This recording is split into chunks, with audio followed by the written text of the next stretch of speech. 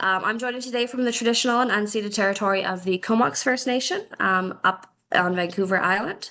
And note that PHABC does work across the province, and so we recognize all the traditional territories across BC and Turtle Island. I won't take any longer. I will pass it over to Dr. Lindsay McLaren from the University of Calgary and an honorary PHABC member, and she will be doing this episode today on the Wellbeing Economy and public health.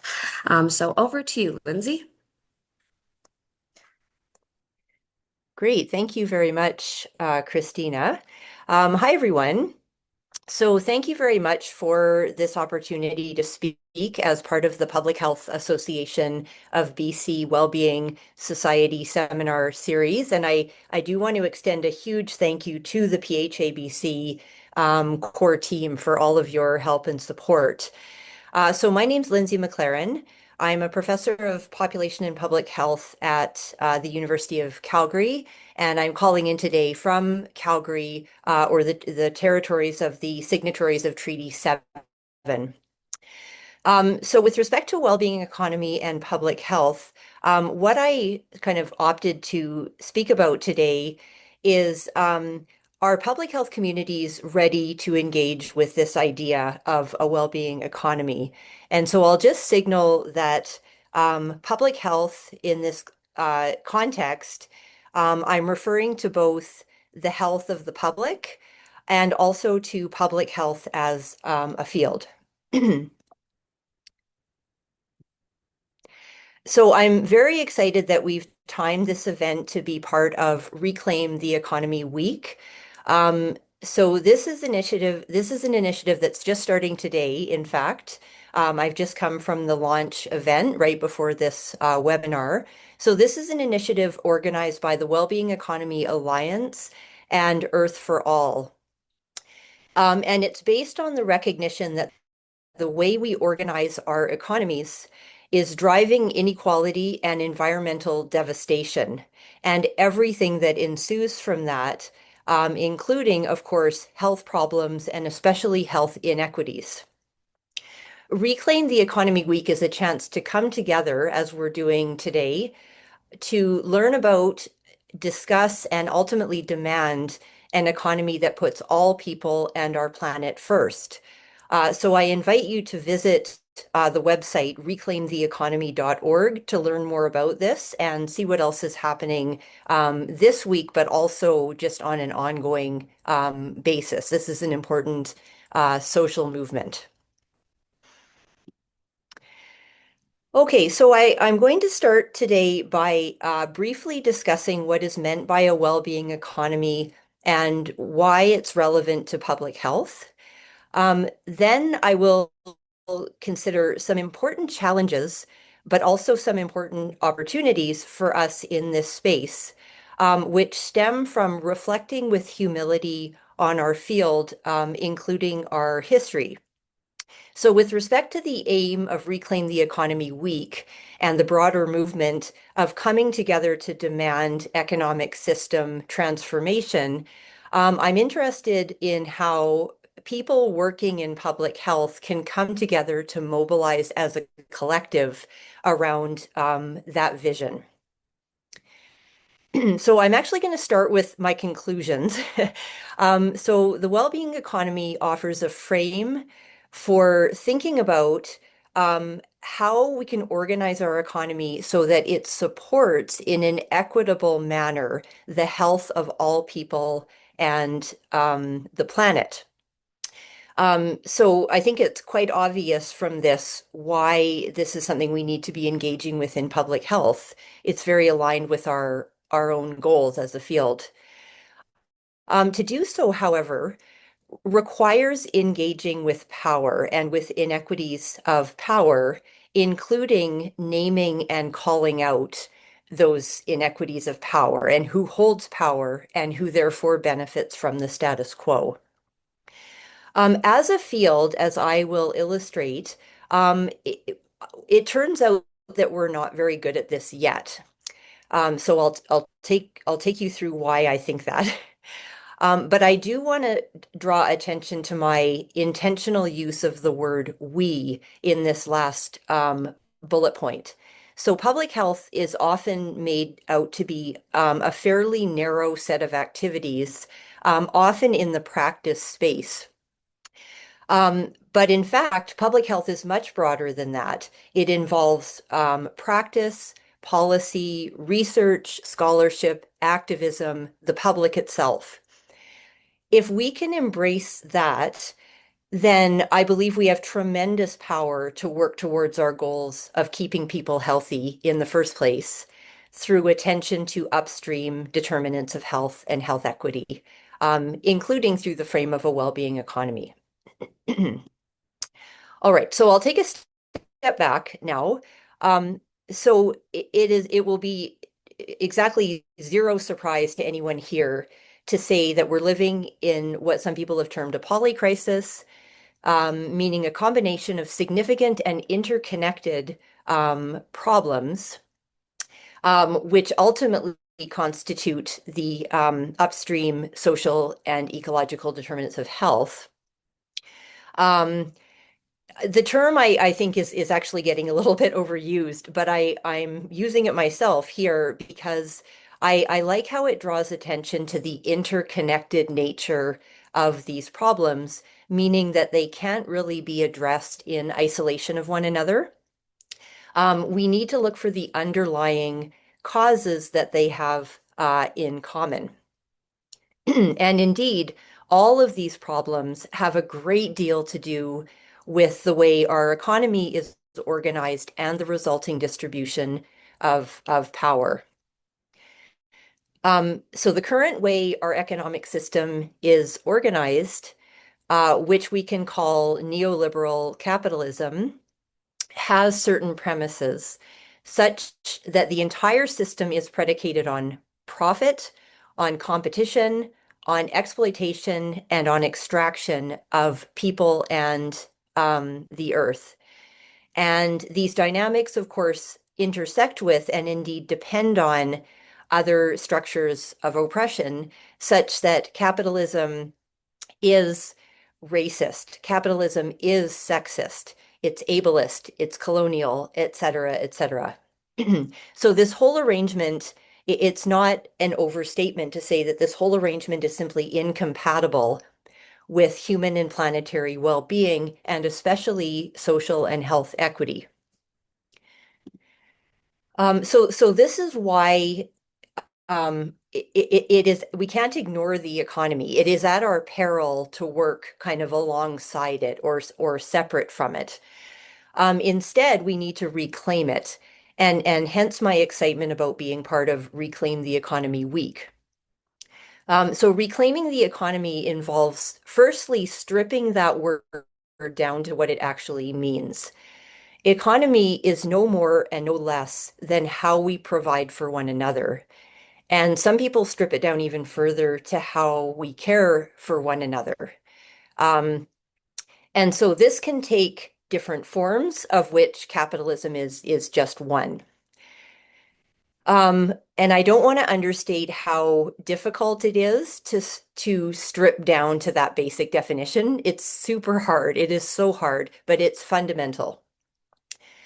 So it's important to not treat economy as some sort of external entity subject to universal laws over which we have no control, which is embodied by the very common question, how is the economy doing? That very question kind of makes the economy out to be something very different than how we provide for one another. And so breaking that apart is extremely important. So rather than ask, how is the economy doing, we can ask different questions like, does everyone have the social foundations needed to thrive? And are we achieving this within the limits of our planet?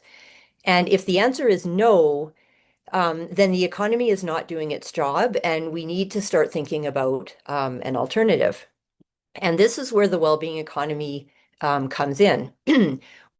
Well-being economy is an umbrella term to describe alternative ways to organize our economy.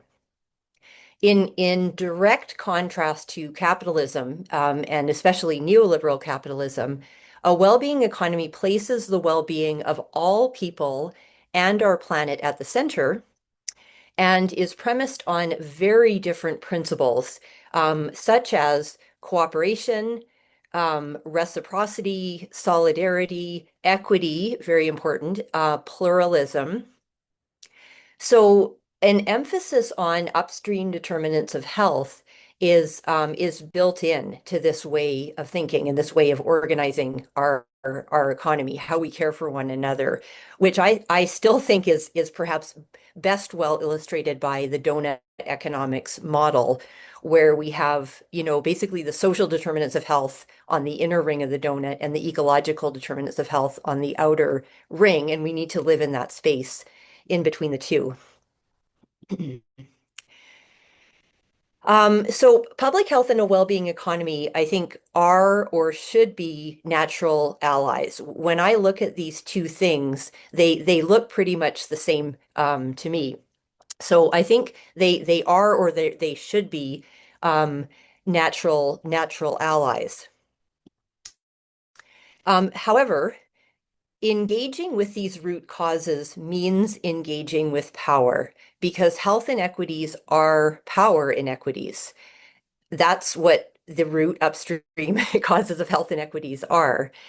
Um, and so engaging with this topic is facilitated by application of a critical perspective, which can take a range of forms, but in general can be briefly defined as perspectives that serve to both uncover how particular social structures in their political and historical contexts construct and recreate conditions that threaten health and health equity, as well as to challenge those structures. And a heuristic that I find quite helpful, which I initially learned from Judith Green and Ron Labonte, critical scholars in this field, is looking out and looking in. So looking out is about keeping our focus on those structural features that are the root causes of health inequities. So in other words, keeping our gaze upstream at those root causes, fundamental causes, structural causes, whatever you want to call them, and not letting ourselves drift downstream, which is a constant pull that we need to work against because it's going against the grain. And then looking in is the important work of reflecting on ourselves and on our field for the ways in which we are complicit in perpetuating health damaging structures. So it's really important to have both. And the notion of critical perspectives helps us to kind of understand and wrestle with that. So, to what extent are public health communities kind of engaging in this way or ready to engage in this way? And so to try to answer this question, my colleague Eric Michalowski and I, and many of you I think will know Eric, he's a professor at York University. So he and I worked on a project where we analyzed the extent and nature of the Canadian public health community's historical engagement with economics and economic policy as gleaned through the pages of the Canadian Journal of Public Health, which is our national public health journal. I currently serve as a senior editor at the CJPH, and Eric formerly served in that role. So how we did this is we divided the history of the journal into 6 time periods corresponding to key economic circumstances or events, and you can see those there on the right. For each of these periods, we randomly selected one volume of the journal, so one full year, and Eric and I each read it in full and then discussed and revised our analytic notes. We specifically looked for discussion of we basically looked for the word economy, although it was a little bit more nuanced than that. So we looked for discussion of economic issues and of intervention intervening in the economy in the interest of health. And we also contextualize this material by considering key historical events, topics covered, and the type and range of authors. For each period, we selected a specific paper to showcase based on its heuristic value. And all of this was published in the CJPH as a special section. So I'm going to take you through our findings, which means I'm going to take you on a whirlwind tour of over 100 years of the Canadian Journal of Public Health, which I will refer to as CJPH. So starting in 1917, which was our first issue of, or our first volume of analysis, the CJPH was quite a different journal from what it is now. There was very little empirical research, and content largely consisted of reports of conferences and meetings and transcripts of speeches that were almost without exception delivered by male physicians serving in public health officer roles. The presence of advertisements suggested an early role for the journal in creating a market for certain goods and services, including international travel, medical devices, and cleaning products. Within the context of the First World War, there was some recognition of economic factors as root causes of illness. For example, the mental health consequences of, quote, grinding toll and abject poverty, which were recognized to, quote, naturally lead workers to seek relief in things like alcohol. Although these discourses tended to be infused with sexism, racism, and classism. Also in this volume were early indications of economic rationalizing, where attention to a health problem was justified based on its economic cost. For example, the importance of preventing venereal disease in soldiers because of the expense of treating them when they got home. So there were a few examples in this volume of thoughtful engagement with economic policy. This paper, for example, was written by the chief sanitary inspector in Moose Jaw, and it argued that in the context of the anticipated post-war influx of immigration and housing needs, there was a need for regulation around unscrupulous builders whose chief purpose was cheap construction to be offered at high rent. In 1933, in the context of the Great Depression, the evident response of the Canadian public health community was to turn inward and hunker down. Authors very much treated the economic circumstances as a limit that couldn't be addressed in any significant way. Indeed, there seemed to be more concern about the Depression's implications for association membership and journal sponsorship than the public's health. Consistent with the inward retreat, the 1933 volume had a prominent biomedical orientation, with many articles focused on medical or clinical aspects of specific diseases such as tuberculosis and smallpox in a decontextualized way.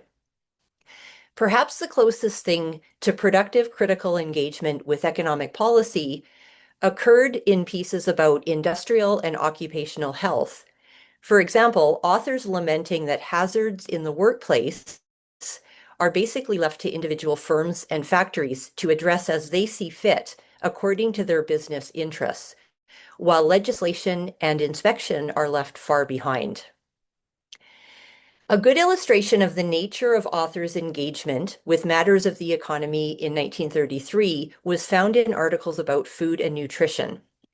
This paper by McHenry is emblematic of the public health orientation at the time, which was to help people to adapt to the implicitly fixed economic circumstances by making better, meaning more nutritious and prudent, decisions about the family diet. The discourse was rather patronizing, and efforts were nearly always directed at mothers, thus illustrating a gendered, heteronormative, middle class, and white bias of public health's moral project, all of which serve to obscure structural causes of poor diets. In the 1941 volume, in the context of the Second World War, threads of economic rationalization seen previously were prominent, but they now took the form of framing the health of the nation as an economic good needed to support the war effort. It was felt that public health could contribute to this via economically efficient interventions and the mobilization of science, which by this time had a clear presence in the journal. One place where this narrative played out was in work on the continuing theme of food and nutrition.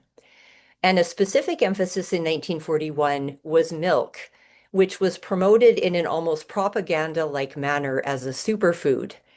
Articles on various aspects of milk, including pasteurization, labeling, distribution, and consumption, illustrated the public health community's acceptance of the economic status quo. For example, celebrating the fact that compulsory pasteurization in Ontario did not hurt the dairy industry. There were a few indications of some upstream thinking around worker health and safety, and around arguments for large-scale redistribution of resources to improve health, especially for those living in poverty. However, these calls were made against some ugly undertones, with one author, for example, confidently arguing that tax benefits should be used to encourage white middle-class families to have more children to save the nation.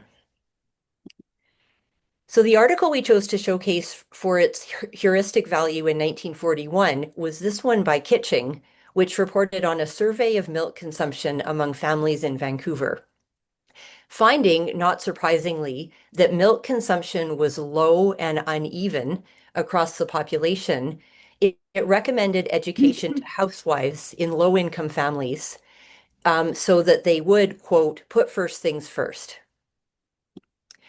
The Cold War context of the 1961 volume manifested most obviously in attention to newer public health concerns like nuclear war, chemical weapons, and radiation fallout.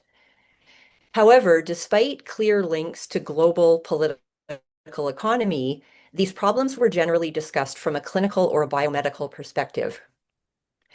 By 1961, chronic diseases such as heart disease and cancer had well emerged as a preoccupation for the CJPH community, and with this came some limited engagement with matters of the economy.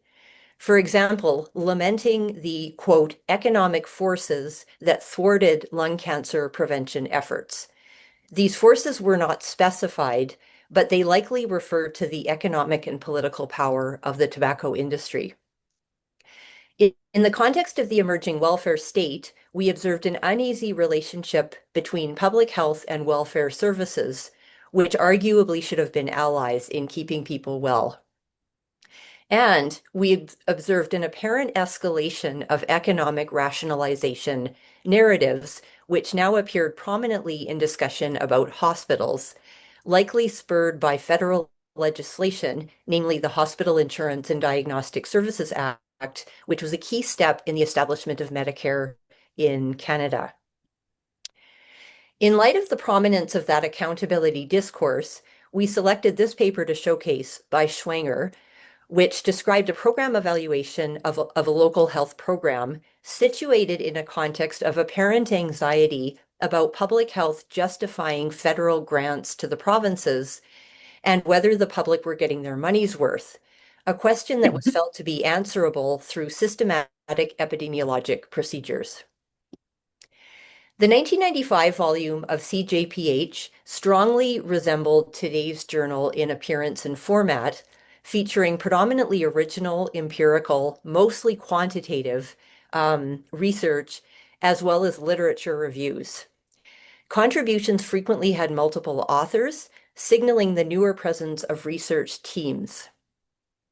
In the wake of significant milestones in our field, there was increased attention to health promotion and its focus on reinvigorating a holistic perspective on health and the upstream factors shaping it, which included some inward reflection on the contours of our field. The 1995 volume was published during the economic recession of the 90s, with its corresponding neoliberal discourse and policy emphasis on debt and deficit reduction and cuts to public services. In that context, there was some critical engagement with economic policy, including naming the political economic commitment entailed by a focus on the health of populations.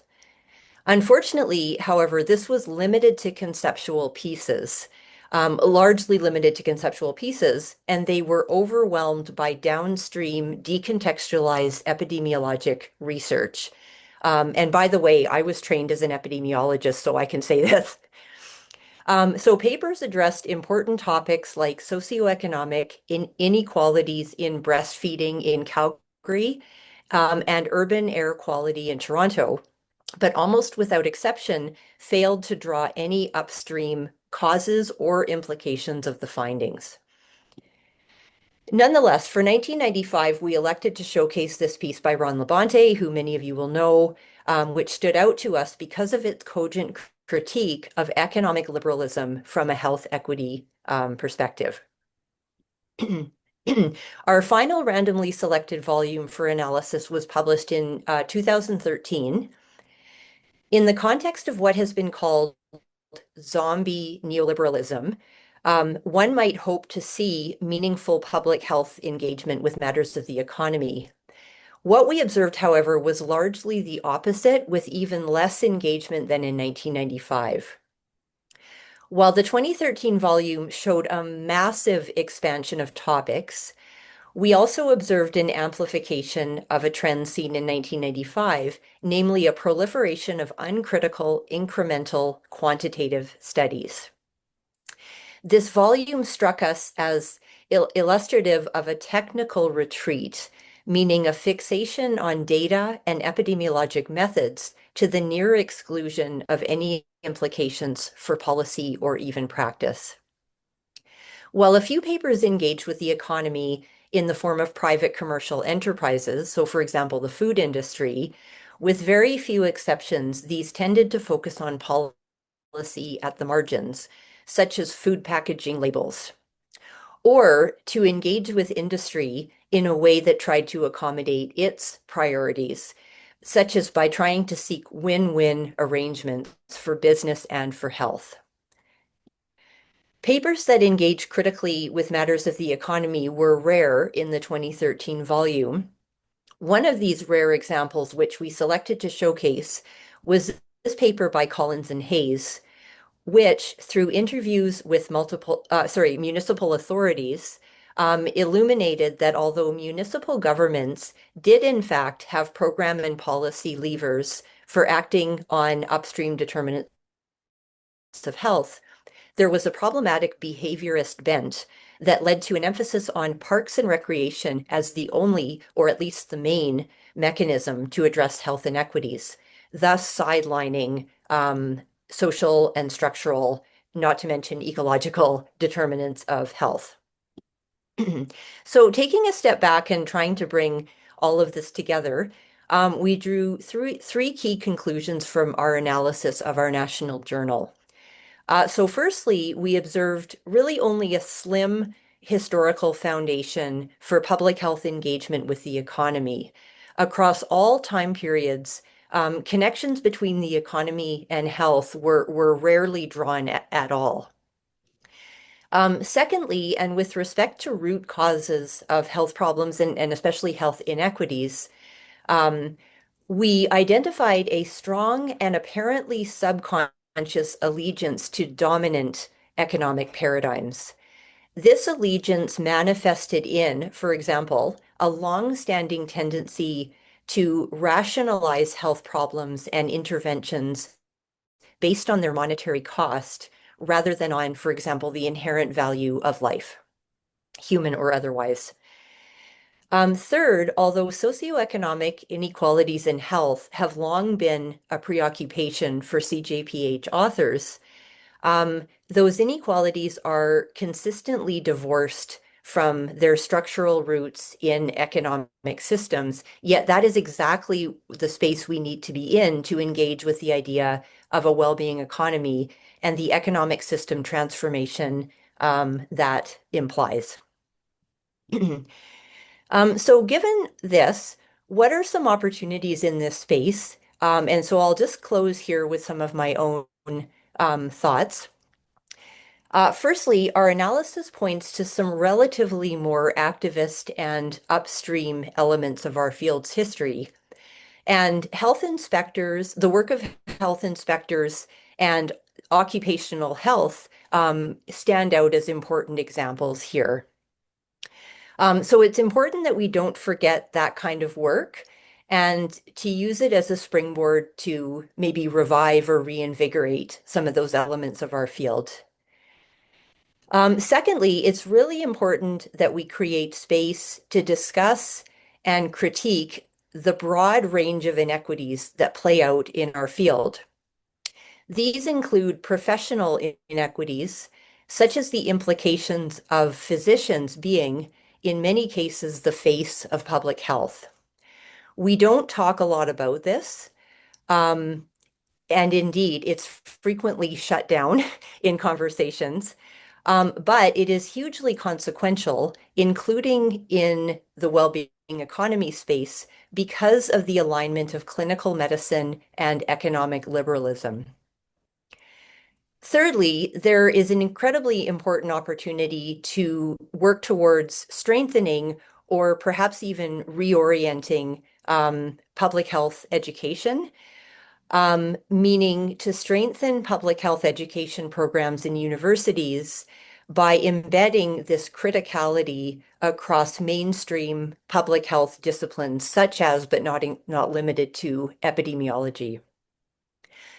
Finally, and perhaps underpinning all of the others, is to build and foster shared forums where people who occupy different roles in public health can come together in a respectful manner so that assumptions and disrespect are replaced with understanding.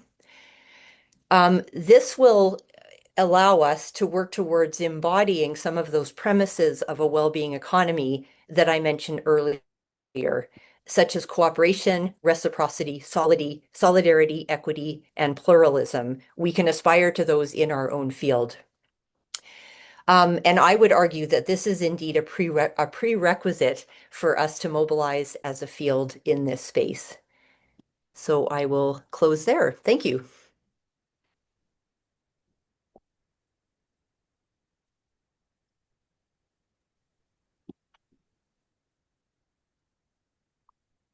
Wow. You. I can share again if necessary, but I've just unshared for now. So I can see. Thank you so much, Lindsay. I'm looking, there's our Christina to lead us into our discussions. But I just wanted to begin by saying how important it is to explore the historical context of public health. Our roots, our historical roots are really foundational to both our nature as a coercive practice with, public health regulation and act, but also our vocation around social service and equity and justice and the potentiality of populations to lead lives of decency and I think that extracting our vocation from the historical would be problematic. And so positioning us and this reflection within that frame really helps us to explore both the dynamics of our change over time as a field, but also uh, enables us to reflect historically on the gaps, which we now fully recognize around colonization and racism, etc., and less so around economy and some of the challenges with inherent in many of the privileges we have as a higher income country globally, whether it has to do with unfair trading practices or access to resources and certainly standards of living, etc. So really appreciate that you have woven this into a tapestry for us for our dialogue today. I am also very deeply appreciative of the exposure you are giving to thought leadership within public health and what trends influence research and how research can be problematic with respect to the way that it continues to reinforce particular paradigms. and ignore other paradigms. I can remember the beginnings of discussions around population health, and as an epidemiologist, you'll appreciate this, but suddenly we were divorced from public health and we were focusing entirely on analytics and data. I can remember being in conversations with Trevor some years ago about how do we ensure that we're not losing our foundations in this medicalization, if you like, of our practice, because we are also community developers and we are also disruptors. So with those few comments, I hope we'll move into a really meaningful conversation, and I'll pass it back to Christina to lead us through a Q&A, and I'm sure Trevor will have some comments off the top as well. Thank you. Well, it looks like we have our first hand up right away. Douglas, I will let you ask your question. Hi, good morning. Doug Cordemosh. I'm actually a plastic surgeon at Children's Hospital, but I know a few people on this call. I found your historical tour through your literature fascinating. I did a similar project looking at the difference between surgeon and patient reported outcomes, looking at every 5th year of the Journal of Plastic and Reconstructive Surgery. And it's fascinating just to see the change in style of articles written over time as well in the medical literature. But I have a comment and a question about how you want to revise the upstream approach with health inspectors and occupational health. So both of those roles are funded by government and they're not managed by medicine. Mm-hmm.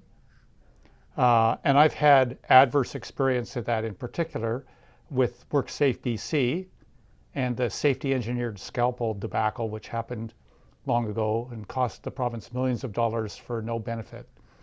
And so the governments and institutions have their own biases, and I'm wondering what you think about how to overcome that and allow medicine to practice medicine despite being owned by someone else. Great. Well, thank you, Doug, for that comment. First of all, I have to just distinguish between medicine and public health. They're not the same thing. So I'm not talking about medicine at all here. And I think a big part of the answer to any question that would come up here is that we need to be more vocal about distinguishing ourselves from medicine. I actually think that's a huge part of the problem. So I apologize for phrasing it that way. That's okay. Because I wouldn't view what you do as being different than I do. I just view your practices being a different subset of people than mine. But for example, I asked WorkSafe BC, I said, if I brought you 2 different skill saws and put them on the bench, how would you know which one was more dangerous to workers? And because I wanted to know which scalpel was better in the operating room, they refused to answer the question about the saw because they knew what the answer about the scalpel would then be. They refused to say it would be based on evidence.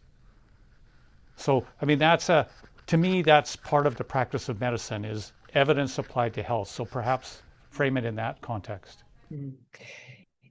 Yeah, so it's an interesting question, and I'll get to it shortly, but I am going to push back on like medicine and public health being kind of just 2 different things.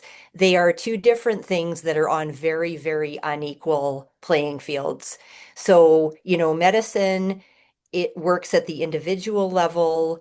It's more in the space of diagnostics and treatment and curing. And all of that aligns like really well with dominant narratives under economic liberalism. Public health, in contrast, at least in theory, is in a very different space. We're focused at the population level, which is very different from being at the individual level. It's focused on keeping people healthy in the first place, which puts us in the prevention and promotion space. And it's concerned with upstream drivers of health inequities. But I appreciate your comments and just taking it back to health inspectors and occupational health people. I am not in either of those spaces. I'm not a health inspector and I don't work in the occupational health space, but from reviewing this history of our journal, it strikes me that there's just something about that work that is inherently more in the upstream space and indeed more in the activist space. And I don't know what that is, but it seems important and is worth talking about, reviving, possibly celebrating. Um, in terms of working within government, I do not work in government, but I do work in an institution, a university. And my answer to that question would very much be flying under the radar. Right. So there are the strengths, there are the powers of the institution that you work in, but there are sometimes ways that one can fly under the radar, and that's where the real work occurs. Thank you.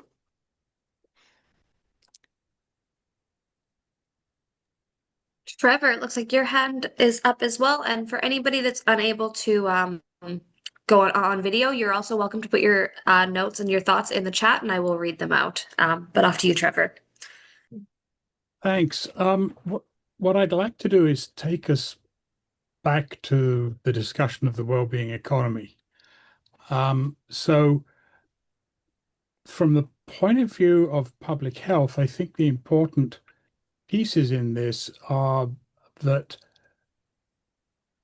we currently have an economy, as Lindsay has said, and that is the focus of this Reclaim the Economy Week, that is very much focused on profit and wealth generation, growth, all of us having more stuff, and so on. It is an economy that is harming the not only our ecological conditions, but our social conditions.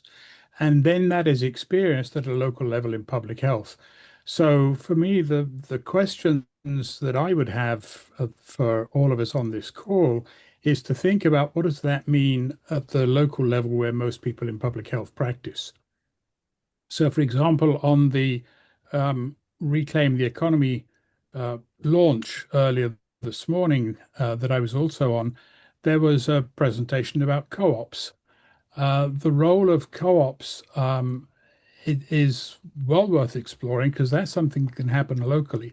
Whether you're talking about housing co-ops, and I would remind you that there was an article that Amy Lubick and Tom Kozatsky wrote in an editorial in the Canadian Journal of Public Health 7 years ago now about housing co-ops. What is the role of public health in supporting the creation of housing co-ops locally? Because for a variety of reasons, they're good for people's health and well-being. What is the role of public health in addressing food co-ops? We're facing a food crisis right now. One of the presentation at co-ops was rooted in a French food co-op. So I think what we need to be doing is thinking about what are the shifts? How do you transform the economy? And part of that, a lot of that, I think, has to do with how do you make the economy more local? How do you take power away from the powerful corporations that we all saw gathered in Davos last week? And how do you bring the economy back to making it more local, more relevant, and more rooted to the things we do in public health? So the conversation about public health inspectors is interesting. I've just been talking with the Canadian Institute of Public Health Inspectors about the Wellbeing Society and planetary health. So there's a role there which is sort of quasi-economic around public health inspectors and their role in working with planners on creating healthy built environments or addressing local pollution, use of pesticides, plastics, and so on. All of those are things that are driven by a corporate agenda that is not interested in the well-being of people and the planet. So how do we bring this back? And I've given some examples, but I'd be interested in people on the call giving it some thought and responding. How do we take some of these ideas about a well-being economy and what it should be, and how do you translate that into local action? Not only, I would add, as public health practitioners, as I always remind people in talking about advocacy, you didn't stop being a citizen when you became a public health professional. So there is stuff you can do as a public health professional in your work, and then there is stuff you can do as a citizen in your community.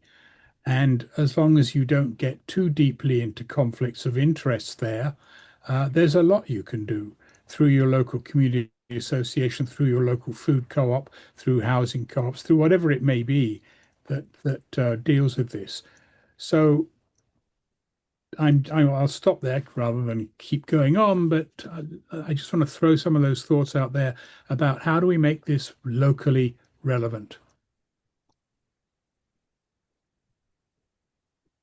Thank you, Trevor. Does anybody have any follow-up thoughts to Trevor, or shall I pass it back to Lindsay? Do you have a follow-up to that? Not really. I really agree with pretty much everything Trevor has just said. And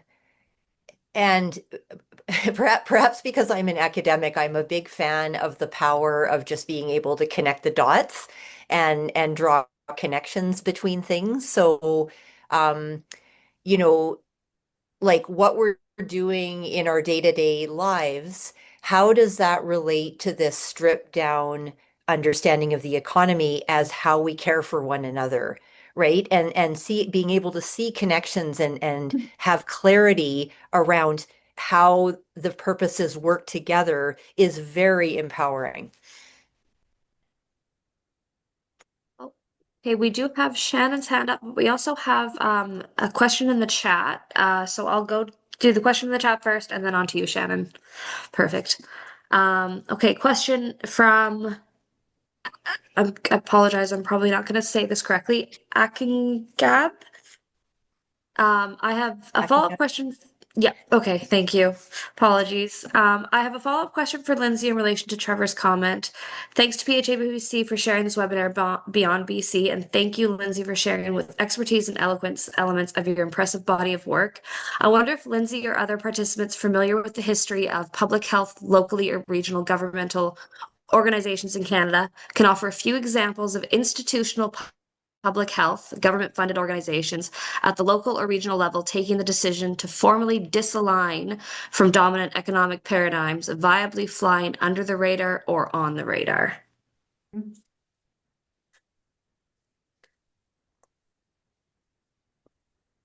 So I can. Go ahead, Lindsay. Well, I was just gonna, I mean, just instantly what comes to mind for me in that space would be like the People's CDC in the US. So it's like the anti-CDC. The American, so this isn't exactly what you're talking about, but it's like kind of what it looks like. The American Public Health Association has a forum called The Spirit of 1848, named after revolutions. So some of you are probably on that listserv, but so there are forums where people actively discuss and come up with ways to act as a collective around these issues. I'd have to give otherwise more thought, but thank you. And actually, I was just going to say that my comment is in direct response to the question that Akingabe just asked us, which is about local, sometimes government-funded organizations and creating separate spaces that produce social enterprise and well-being economies. And I think PHABC is a perfect example of that. We work in partnership with Bridge for Health, which is a co-op. We're currently in the process of adapting that co-op to support food systems transformation work we're doing in rural remote communities and cities in the north of British Columbia. And that co-op model should enable organizations and collaboratives to come together around food transport, supply, distribution, and acquisition. So it's really a very powerful mechanism. I love the fact that Trevor raised it. It fits in really beautifully with the notion that we can establish sustainable local economies that provide support for the people within a community and are less vulnerable to these mass supply distribution chains. Now, I don't know if you've been following that. There's an active boycott going on of Jim Pattison-owned companies, and he literally owns the food supply chain with so many groceries, and his profits have been extortionate. And so the notion of a cooperative food supply that is priced reasonably and that benefits the members when it does grow is really powerful. We are in partnership with a third-party organization that runs a school farm that we helped get established, and they had an $80,000 profit last year feeding the community and doing addressing food insecurity and strengthening access to fresh, sustainable vegetables, etc. So I believe that there are many, many examples of this type of resistance happening in pockets, and that telling the story of food systems transformation is actually a very powerful lever for well-being economy work. And it's happening globally. And it's happening in partnership with Indigenous food sovereignty movements and reclaiming land and effective use of public land for social good. So school-based farms are a good example of that. So I'm really excited to share that this morning because it's work we haven't talked a lot about at PHABC yet in our public forums. But it is the beginning of the kind of enfranchised institutional funded. We were funded by the Ministry of Social Development and Poverty Reduction to reduce poverty. And that is what is happening within that frame. So deeply encouraging, and also led by profound scholarship like Dr. Amber Heckelman at SFU, and I think a very senior faculty in terms of what works best from the evidence, and in deep alignment and partnership with Indigenous nations. Thanks. Thank you. There is a couple of comments about it on the chat, and then there is another question, but we'll go to Trevor first for the comment, and then we'll go through the chat as well. Thanks. Going back to a piece I wrote back in 1999, so a little bit ago, which I called Creating Community Capital. I'll post the link later on in the chat. But that was really a reflection on what today we would call a sort of local well-being economy.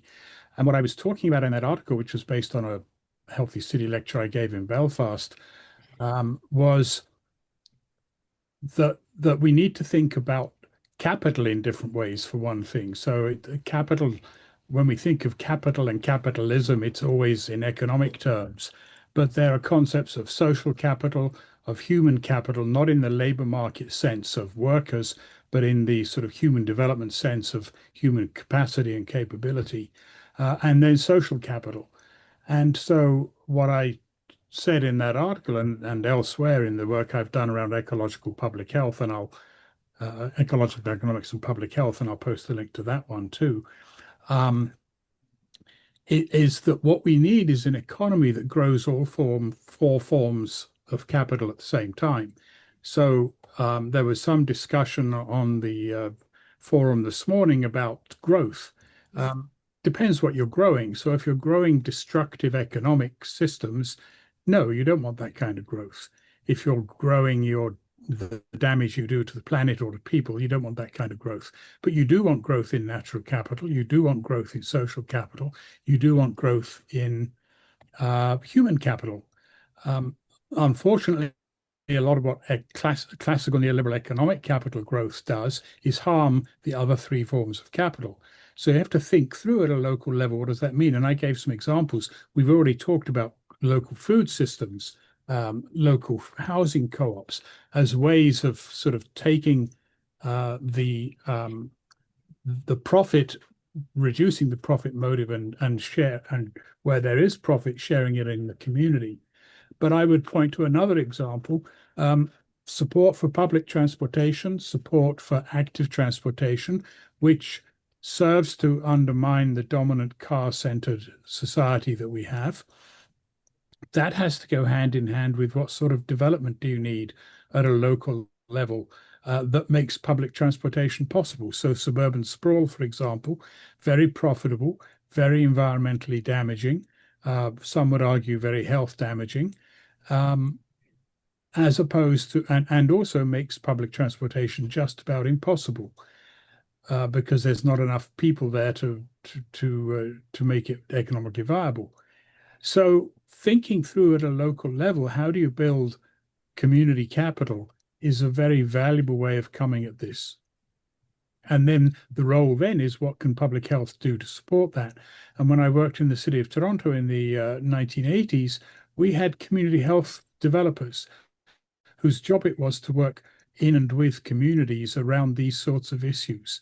So that needs to be the part of the work of public health, not just sort of immunizations and whatever else it may be that we're busy doing. Not that those are unimportant. Of course, they're important. But alongside of that, you have to have community health developers whose job is to go into the community and work with community. That's difficult when you're part of government, but it's doable. It just requires some clever management and some supportive government. Not, you don't always have those, of course, I recognize, but we need to be thinking through those kind of approaches. And I'll shut up. Thank you, Trevor. Great points always, you know. We've got a few comments about that. Bianca shared some examples of public health strategies that actively disalign from dominant economic platforms. She shared a screenshot of that in the chat, which we will save and send to everybody. There's also a comment about a CBC talking about property control with a YouTube link as well. A couple other comments about not sure if it fits exactly the example asked above, but across the country you can see some government-funded organizations actively involved in basic income advocacy. Yes, the recordings will be available. Doug mentioned what we need is balance. We need to rein in overshoot. The reason we need growth of human, social, and ecological capital is because they've been reduced by economic capital. And then going into another question, Susan asked if there's a model for local public health cooperatives. They're asking, as a public health professional in the US, where small town and rural healthcare is in terrible shape, hospitals are closing, but as pointed out, even they are only medical and not public health. So Trevor or Lindsay, any thoughts on local public health cooperatives? Sounds like a fantastic idea. I don't know of any, but I love the thinking there. Well, there certainly are local health cooperatives, I should say, not necessarily public health cooperatives. As it happened, I was just doing, while we were talking, a bit of a Google search, if I can find it on here, of exactly that, or rather of the history of public health cooperation with the cooperative movement. That's something we probably should dig into. But there certainly are health co-ops. We have one, for example, here in Victoria and out in BC. They tend to be sort of a form of community health centre. So they're not exactly public health. But I've always argued, I used to work in a community health centre in Toronto before I went into public health as a family doc in one of those centres. And I've always argued that what in the US was called at the time community-oriented primary care, that a good community health center, which could well be a co-op community health center, doesn't just deal with the health of individual patients, it is also deals with the health of the community. And in fact, a proper community health center should be almost a kind of mini public health department that is responsible both for the clinical care, primary care of the population, but also working with the population to address their sort of broader health and broader social, environmental, and economic concerns. So I will post a couple of links to some of the work around health co-ops, but they certainly exist here in Canada. I'm assuming they do in the US. Thank you, Trevor. Lindsay, any comments on that? I know I see another follow-up question to it in the chat, but I'll give you a moment before I ask the follow-up question. Well, I mean, I can't resist saying that, you know, if we take health like broadly and holistically, including the upstream determinants, then things like housing co-ops would be an example of local public health initiatives.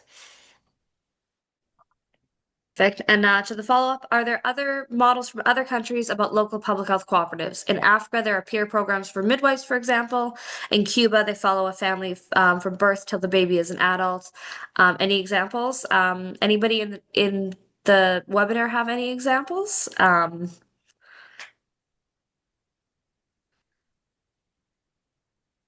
think Trevor. there's some Oh, I was just going to add that I think in terms of primary health care and community health centers as an outreach facility with wraparound services, there are examples where the type of outreach, in particular for service in rural remote communities, can be we see people both performing multiple roles, but also serving as an outreach center, if you like, for some of the population health challenges.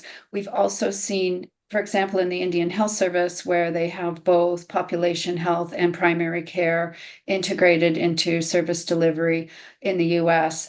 Some examples, I think, of what you are concerned about. What I would say is that in Canada, our public health is organized under health authorities, and our environmental health, speech language pathologists, dental hygienists, public health nurses, epidemiologists, health information scientists, and chief medical health officers and medical health officers are all organized in a federally and provincially funded service organization. That is actually, in some ways, the public health service delivery infrastructure.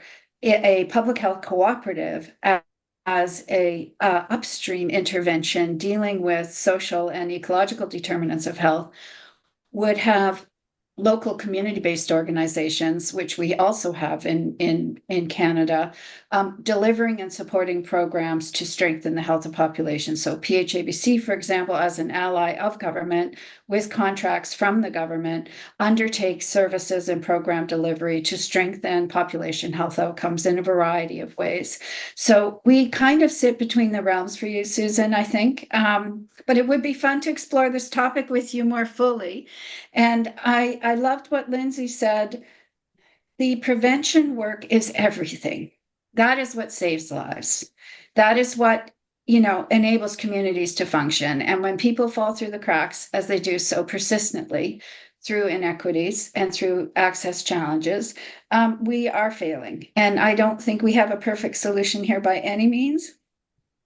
And I've worked and did graduate studies in the States.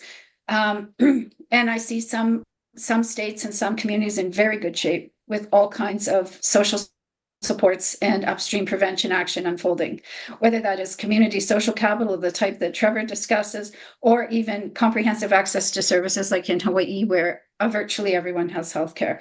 So, pardon me, I think there's layers of interventions possible, whether it's at the individual level in terms of the kinds of access you have to foundational housing, food, water, etc., and disease prevention, and then upstream promotion, to at the community level, societal policies and checks and balances that protect the sociological order in a good way versus in an exploitive way. Anyway, I'm excited to talk to you more about this. So Trevor shared a couple of different links in the chat, and Susan's also shared another one. We will also gather these and share them afterwards. Trevor, do you want to speak to any of the ones that you shared? I did already. Oh, those are the follow-ups. In terms of the co-ops, no, I'm just posting examples, but I think, the fact that there's actually the BC Healthy Communities did a study on co-ops in 2024 is very useful. And then a whole article about how healthcare cooperativism works in Canada. So I think the key thing here, if you want to talk about the public health role in all this, is first of all, if there is a health co-op, public health should be working with it. Secondly, that a health co-op shouldn't just be a medical care co-op, it actually should be a real health co-op. And that means that public health should be a partner with that. And the sooner we move to some sort of community-based, community-responsible system of primary care where a health, but preferably organized on a health co-op basis, the better. And I think public health can, particularly because it's sitting within the healthcare system, should be an advocate in Canada, largely, should be an advocate for that. Shannon, you have your hand up again. Yeah, Because I think there's another topic involved in this conversation that we talked about a little bit with sort of neoliberal economics, but that I wanted to raise explicitly in this discourse, which has to do with the commercial determinants of health. And PHABC was part of the first public health association in the world to host a conference on the impact of commercial actors on health. And I think that the wellbeing economy necessarily has to explore those impacts, whether they're on the environment and the ecosystem, or they're on access to supply and distribution, or whether they're health harming industries like gaming, like alcohol, tobacco, etc. And how do we legislate and regulate commercial actors so that the consequences of health harming profits are both identified and that there is some remuneration that can be reinvested upstream. Now, British Columbia led a major court case around tobacco and tobacco suppliers and was successful in that. I think that as citizens, we have an opportunity, similarly, as I said, not shopping at a Jim Pattison store, knowing that profiteering approach is deeply health harming, and how does it impact populations, and where are we voting with our wallets on an individual level, and what can we as a health system, as part of a health system and public health, taking those commercial actors to court for harms and reparations and legislating their and limiting their access. So we took on child advertisers to children, we took on McDonald's, we have legislation, we've used a number of regulatory and policy levers to navigate this, and we need to do more. But I think that that's a very important way that we can shift both investment and collective impact. So I just was hoping we'd touch on it this morning, and I would invite any of you who are at our conference to share your thoughts following that, and if that's an area you'd like us to explore more fully. Thank you. Yeah, maybe I can kick that up a further notch. I completely agree with that. Taking on the industry, whether it's the infant formula industry or tobacco or whatever, lots of health harmful products. But the other piece of all of this, because we've been talking about local level to a large extent, is the national and indeed international level of all of this. So one of the things that I'm speaking now as the interim convener of the Canadian Coalition for Planetary Health and a Wellbeing Society. And one of the things that we are taking on is the issue, or want to take on, is the issue of the way that our current economic measures are misleading, to put it mildly. I like to say that the only thing that you can say about gross national product is that it's gross. It's grossly misleading. And yet it is the thing that you always hear reported on the radio and the television and in speeches and all the rest of it. Did GDP go up or down? One very good way to increase GDP is to encourage people to smoke. The economic activity of the tobacco industry adds a great deal to the GDP. The economic activity of the healthcare system in treating tobacco-related diseases also adds to GDP. What that tells you is that GDP is a singularly stupid and misleading measure. And yet that's what we use to guide how we're doing. So one thing we need to do is to transform from GDP to something very different. I would personally suggest the genuine progress indicator, which is a kind of health and equity and environment adjusted GDP that subtracts damaged economic activity and adds in non-monetized voluntary activity, and also makes some equity adjustments. But whether it's GDP or whether it's GPI or some other preferred measure, the interesting thing is that the United Nations has a work group, a high-level work group working on alternatives. They have recognized GDP as a bad measure and are working to replace it. So a very important part of this is how do we mobilize the health sector to support those kind of policy transformations? So there's stuff we can do at a local level. But there's also stuff we can do as a health sector. Currently, we have 22 national and provincial organizations in this emerging coalition. It's still in its infancy, but that's one of the things we are pushing on. A second one might be to bring into the business sector social purpose. So the notion of what is called the purpose economy or the purpose-driven economy. Corporations are licensed and covered by the Corporations Act, by legislation. The corporations, within the distorted reality of neoliberal economics, are only about making money and nothing else. Shareholder value, make profit. Nothing else matters. Doesn't matter if you're killing or injuring people or harming the environment, as long as you're making money. Well, we could change that. We could change the Corporate Act or whatever it's called, and we could require that corporations serve social purpose while making money. If they're not serving social purpose while making money, why the hell do we have them? Why do we allow them? So that again is a big advocacy issue to take on. That speaks to the commercial determinants of health that Shannon was talking about. Because why would we license any company to make money out of doing harm? That is just stupid. It's time we stop doing it. So those are the kind of advocacy issues we also need to be pursuing at a national level for sure, but also provincially and also globally. I noticed a couple of other comments in the chat. Douglas mentioned that he refers to the social determinants of health as the colonial determinants of health. And Susan also mentioned tension about voting with our wallets. That is really open to only those of us with money in our wallets. An example was on a Facebook group, one person was talking about not making negative comments about people posting deals that Save on Foods because many people need to shop at places with the best prices rather than boycotting because it's their best option.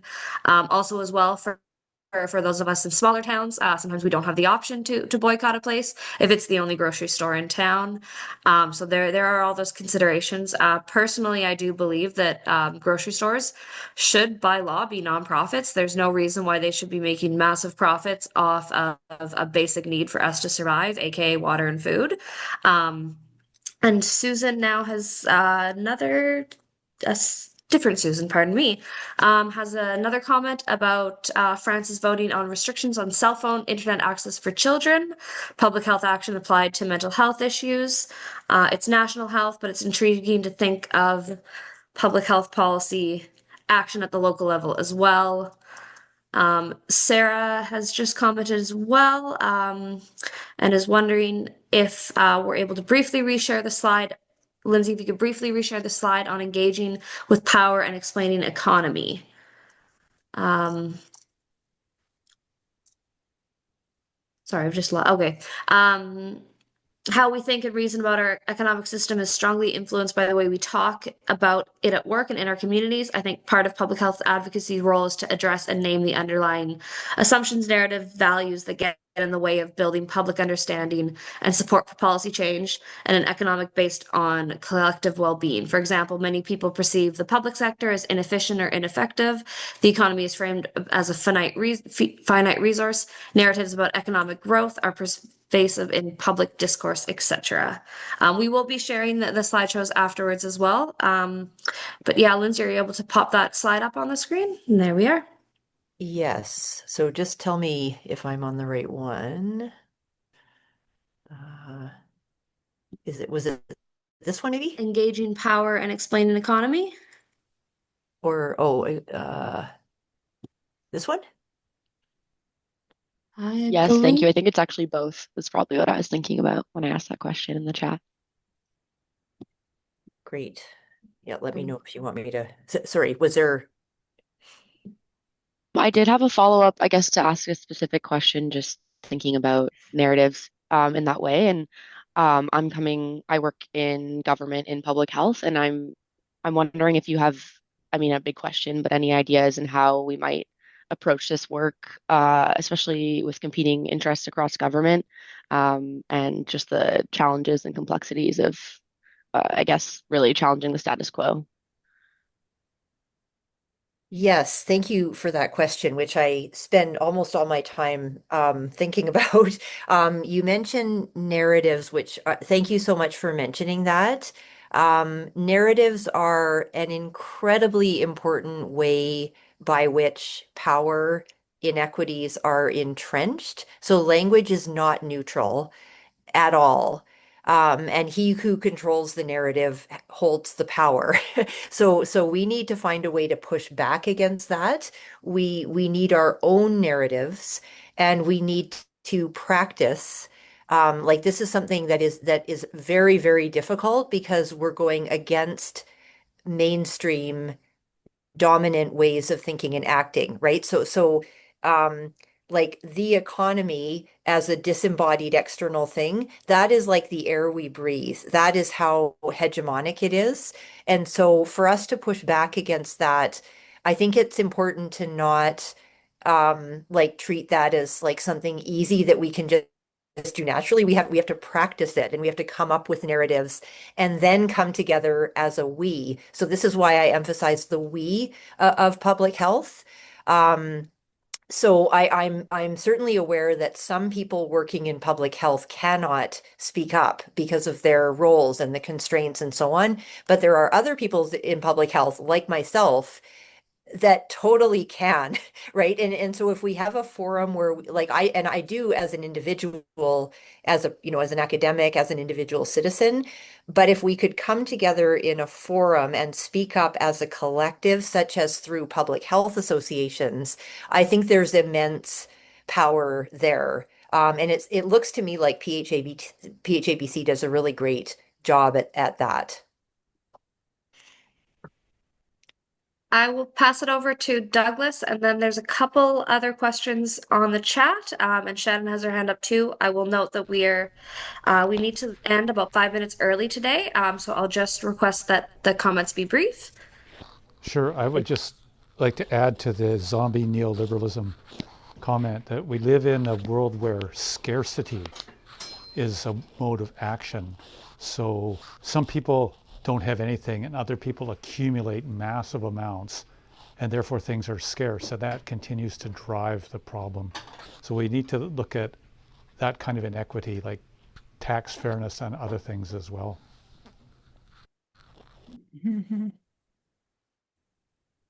Thank you. And then we have another question in the chat. Perhaps it's out of scale, but I'm wondering how resource extraction is relevant to this discussion. Hugely. Yeah. Yeah, it's like the crux of the whole discussion in a way. So thank you for raising that, because it's important that this is really clear and that we can connect these dots. So the entire way, so economy is how we care for one another. It's how we provide for one another. The current way we do that, which is capitalism, is we extract and we exploit, and we pit people against each other. We pit humans against the earth.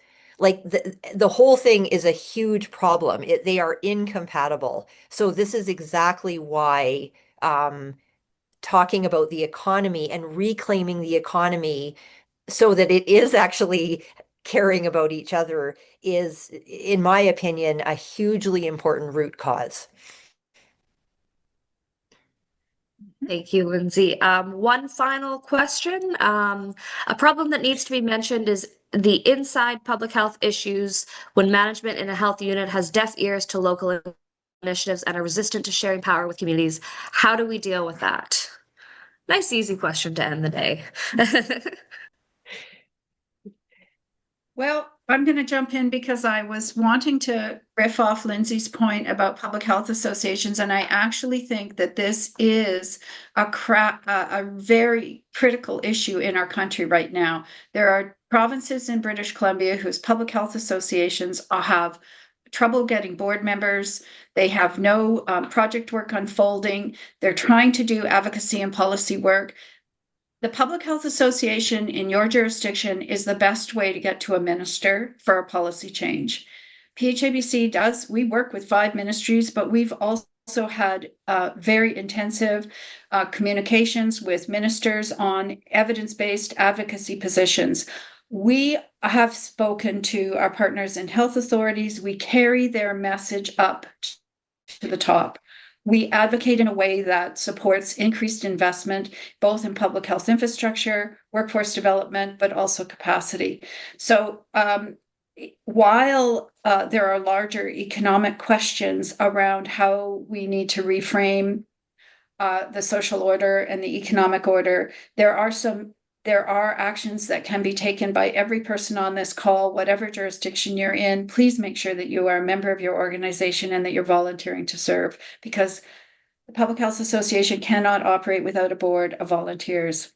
And I want to say as well that this is a very powerful way to shift policy. It is one of the most successful ways, and almost all of the major public health changes we've seen in the last 30 years have happened at the local level in response to the last conversation in terms of bylaws and through advocacy of public health associations into government for health promotion, action, and prevention. So I'm really happy I got a chance to communicate that to you all, because I think it was in natural alignment with the conversation, and it will help people within government systems to get their needs met around policy change and action. Thanks.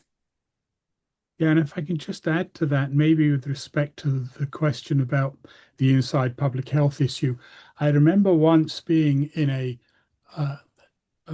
workshop and a health system consultant, a hospital consultant in the US, and he was asking a group of middle managers what were they doing with the community, and essentially, and he wasn't getting any answers until one person in the group said, "Oh, you mean all the things we don't tell the CEO about?" And and then the floodgates opened and people were busy talking about all the things they did in community. But they obviously had a CEO or a senior management who were resistant to local community work. So they just did it, but didn't talk about it and didn't report on it.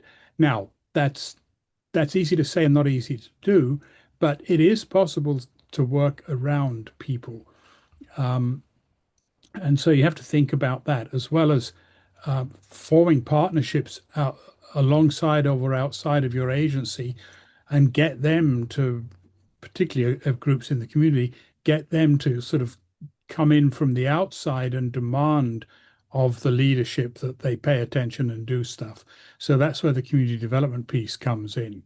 I always used to say with the community development workers I worked with, I didn't want to see them at the front of the parade where the parade said fire the mayor. But I was more than happy to have them at the back of the parade urging them on. So you just have to play the politics of it carefully. You don't want to get yourself fired, because not only is it harmful to you, but it's actually harmful to your cause. But there are ways of working around. You just have to be clever. You have to find your partners. You have to think about what you do talk about and what you don't talk about. And you have to find, again, ways of acting as a citizen as well as acting as a profession. Thank you, Trevor. Perfect. Thank you for that final comment. I know we need to close out now. And I just wanted to note Lindsay's final comment in the chat. The economy is us. Let's reclaim it. So thank you, Lindsay. I'll let you say goodbye, and I'll do a couple of closing notes after. Okay, well, thank you so much for the opportunity to speak, and thank you to everyone for coming. I look forward to continued discussion. Thank you, Lindsay. And we will be sharing the recording as well as the presentations and all of the links and references you guys mentioned in the chat as a post-webinar follow-up. So please keep an eye out on your emails for that. We also have our third episode of this webinar series on February 18th, 10:30 a.m. Pacific time. We will share links to register for that in the follow-up follow-up email that we send out. And if you have any other questions, any other comments, please reach out to us. Thank you again for another engaging webinar episode, and we will see everybody in a couple of weeks' time at number 3. Thank you.